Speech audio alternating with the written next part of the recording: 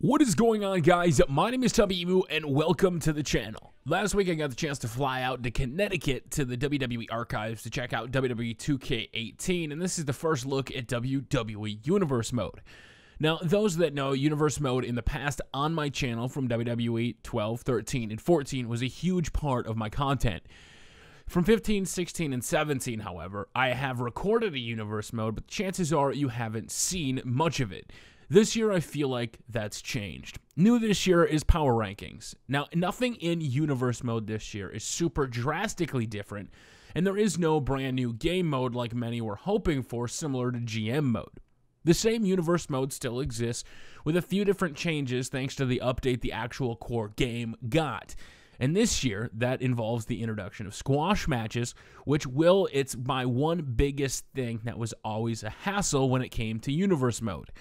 Now, the menus slightly get updated this year, as you guys can see. You can take a look at what changed.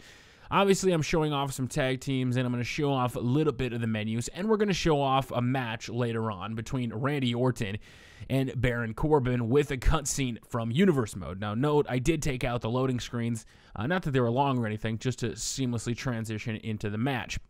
Now, one of the things in Universe Mode that I did mention right there is obviously the introduction of squash matches. At the options menu, you can now have a squash match rate slider and adjust how fast a squash match actually happens. If you've seen my channel, I've uploaded squash matches. New this year with potential rivalries and active rivalries within the game. Also, intensity. You can change the intensity of a rival from low, medium, high, or very high. The explanation I've gotten from the dev team was similar to them just having matches or maybe having attacks on each other. The higher the intensity goes, the more vicious it will be. Now, unfortunately, I only got to try this a couple times, as you guys are going to see some other matches from Universe Mode, but for the most part, it seemed to change things up a little bit, and the frequency of the cutscenes for the 3 weeks I did get seemed to be, for the most part, alright, and I actually was kind of a fan of it. As I've said before, squash matches are the one thing that always drove me crazy in Universe Mode. If I was trying to show a week in Universe Mode and I had a match I didn't care about, and I had to wrestle for 7 minutes before hitting a finisher or resetting, throwing him into the corner, pretending I just got a finisher, and starting the match that way, it would drive me nuts. Now, this year, I'm able to go in, change the squash match. I can give somebody a finisher at the start, or I can change the damage level, and we can have a match right away. So let's say you want to have Randy Orton and you want to have that RKO out of nowhere, you now can, thanks to those damage level modifiers. Now, unfortunately, both superstars get the finishers, 1, 2, or 3. There is not an infinite finishers option, and the health damage from green, blue, or red is for both superstars. So think about when in past games like 2K18, you were able to choose this superstar had damage to his body, or this superstar had a finisher, or this superstar didn't. In 2K18, unfortunately, both superstars get it. Now, in my experience, it actually played out pretty well, and you could have a squash match without worrying about it, especially changing how long people stay down or how effective a finisher is for the story. Now, with Universe Mode, I didn't get a chance to necessarily change the pay-per-views. We did get told that it is accommodating more to the pay-per-view calendar this year for the fact that pay-per-views that happen now with WWE after the brand split happen more often, and this won't be an issue. One of the biggest pet peeves from past Universe Modes obviously had to be the fact that rivalries started the next calendar month. So when you open up WWE Universe Mode in 2K17 or before, the rivalries that were set up were already active. If you changed them, those rivalries wouldn't start until the following pay-per-view, which caused some headaches. We're now told that rivalries, once set, will start immediately and will take place without having to wait for the following calendar to start. This is a huge thing for me, and it's a great addition to something I actually thoroughly enjoy. We're going to show a little bit of a promo battle between Natalya and Naomi in a future video, and you can see how well the promo engine actually handles it and how much more lucrative promos can actually be inside of this system. So while 2K18 Universe Mode doesn't have radical updates that bring in brand new features, the potential rivalries and active rivalries, along with squash matches and intensity, does change Universe Mode up quite a bit to give it an experience when I walked away going, I could actually see myself doing a Universe Mode and not becoming bored. Now, me personally, I always can make a Universe Mode fun and I don't always rely on solely what the computer is doing, so for me, it's not the worst thing in the world. Also, you can turn off the show intro. If you're one of those fans that hated seeing that show intro every single time, well, guess what? After you capture the first one, if you're a YouTuber, you can shut it off and you no longer have to see it. Especially without having a theme song, it's one of the most annoying things I run into. Now, once the show menu is up, this is similar to last year. You can take a look at your rivalries page, and to be honest with you, the menu is only slightly changed. That's not the worst thing in the world, and I don't dock it any points, because from what I've played, it actually comes out looking alright. You can take a look at our matches, and we'll dive right into one of the rivalries over on SmackDown. We'll skip Raw for now, because it wasn't the most important thing to me, and we'll move. So now I'll go ahead and simulate the matches, and you can take a look who won on this card. Wow, Goldust won. That is crazy. Akira Tozawa fell to Brock Lesnar. What a card. How realistic. And in the main event, the Revival fell. Well, hashtag... No, I can't say that. This is a PG show. As we move over to SmackDown, you can actually see our opening match is Baron Corbin versus Randy Orton. And that's exactly what we're going to show. Let's get into it. As SmackDown Live Universe mode, week number 1, match number 1 goes forward. I hope you guys enjoy the video. I'm going to let the match itself play out. And until next time, it's your boy Tubby Emu. I hope you're going to enjoy the WWE 2K18 content this year. I'm excited. And until next time, we will see you all later. And let's get ready to run. Wait, is that a copyrighted thing? I don't know.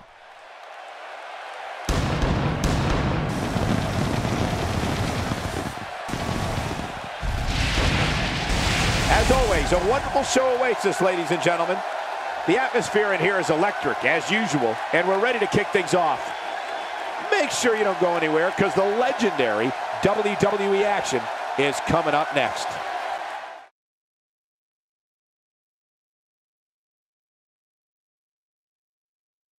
And what a great way to start us off.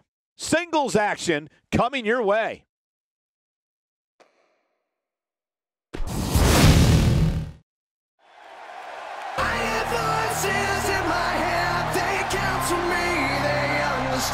They talk to me.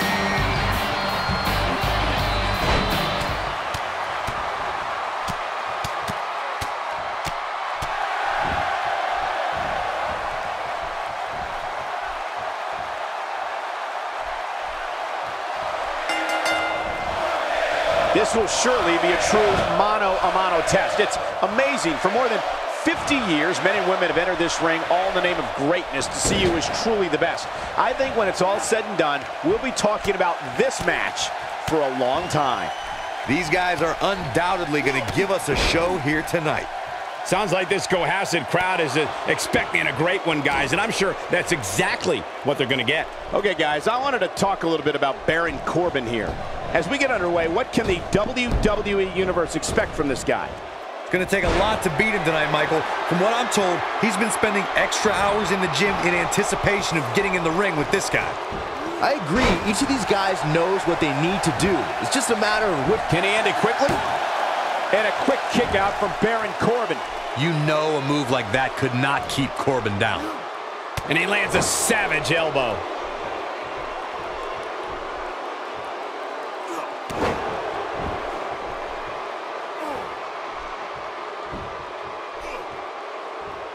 Randy Orton thrives on destroying WWE superstars. Orton is cold, calculated, and methodical like no other entity in sports entertainment.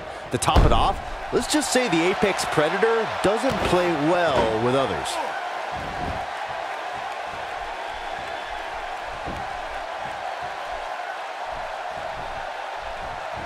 When this guy's on, look out. And what a reversal from Baron Corbin.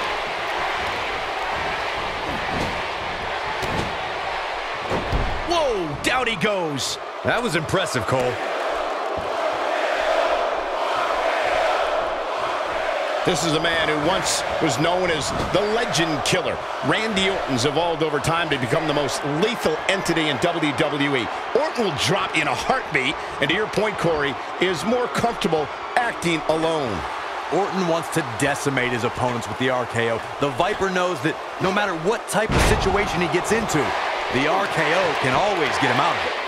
Oh boy, he is rolling. Randy Orton, no problem in getting out of that one.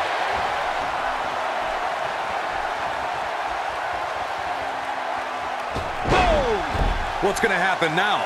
Oh, man, that's put so many competitors away. Boy, Randy Orton never stops. He's not going to like this. He's fighting back here. I expected nothing less, Cole. Made him pay there. Looking for the quick pin.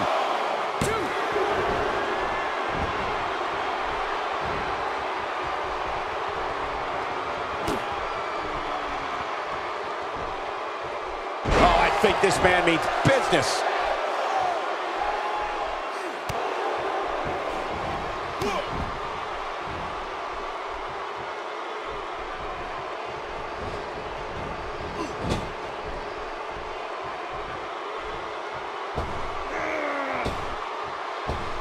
Baron Corbin is now in control of the tempo of this match.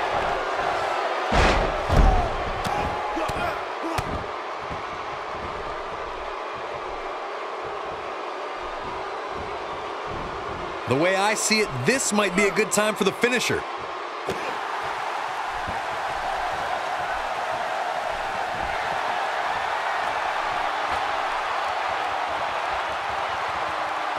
You got to wear your opponent down. Find that little weakness that could help you end up with a victory. He's sending a message to the entire WWE locker room here. He's delivering it. Oh, Wow, I thought he was a goner. He's playing with him now. Baron Corbin is getting ready here. The end of days. Baron Corbin. This should do it right there. 2. There's the pin. It's over. It's all over.